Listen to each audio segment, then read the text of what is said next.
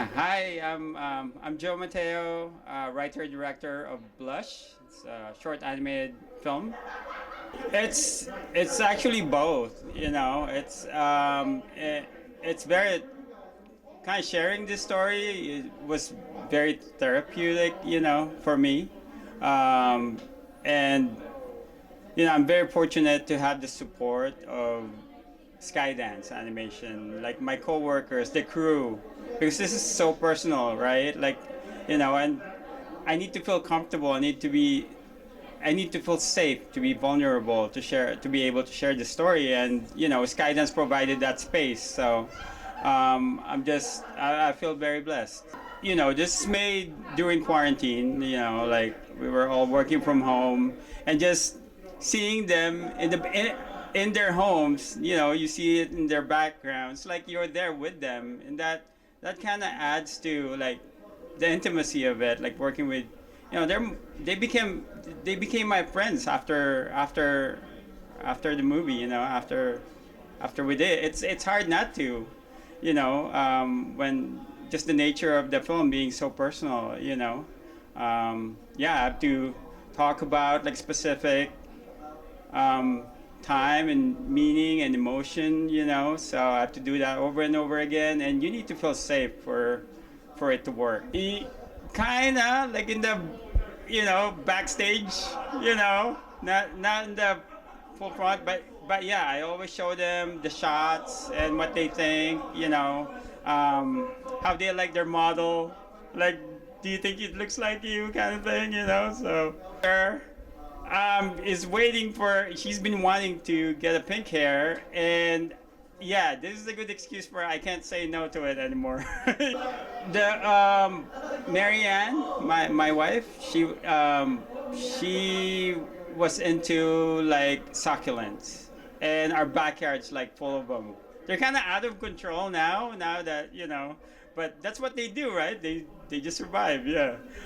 So yeah, when we were making the film, yeah, John Lasser, just he's so good at making this really like true to the filmmaker, right? Like, and then yeah, and then I just when we were thinking about plants, and we picked succulents specifically, but yeah, the tree, the mango tree itself, that's like that kind of symbolizes my um, my gift of drawing, I guess.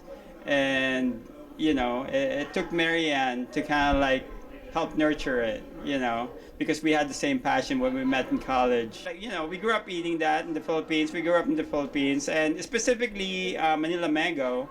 That's like, for me, it's the sweetest kind. They call it Carabao mango, I think. So I was very specific to what type of mango we're making. So, and that's like our favorite growing up. It's very Filipino. Yep, that's I remember my grandma peeling it that way.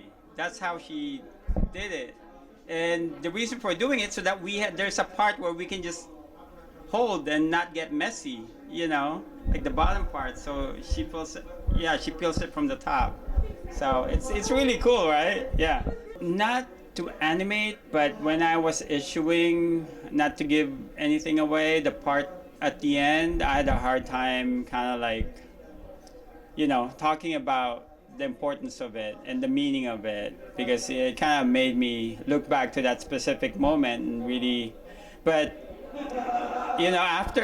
after that, it was really very cathartic, right? Like, I and having that safe space, having that people that I just shared it with, and how they reacted to that, and very supportive with what I was going through, was really special. So the reason why I said space is because of that thought of like, well, where can we set the perfect setting for him to like run out of air, right? So it needs to be in space. It's like if she didn't show up to provide him with that, he would have been a goner. He would have been like the plant. I know, right? It's something about that planet. I don't know. It's the gravity. It's a small. if I'm gonna tell the story, I have to start from the beginning, when we met, right, Marianne and I. It was our first week in college, and I hear this loud laughter coming from across our classroom, and it's Marianne. She's like the smallest in her class, I think. And then yeah, I walked over there, introduced myself, and the moment she turned around, she turned red. She just like changed color. Just like, it's a little.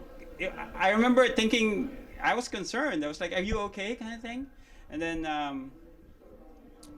I soon found out that, from one of her friends, that that's her thing.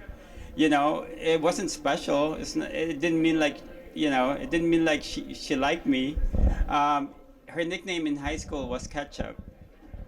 So, but for me, it was too late. I was already charmed by her, so I ended up pursuing her, and yeah. Well, it's the message of hope and healing, right? And for me, it was surrounding me with the people I love, and I was fortunate. I'm fortunate to have my kids around me.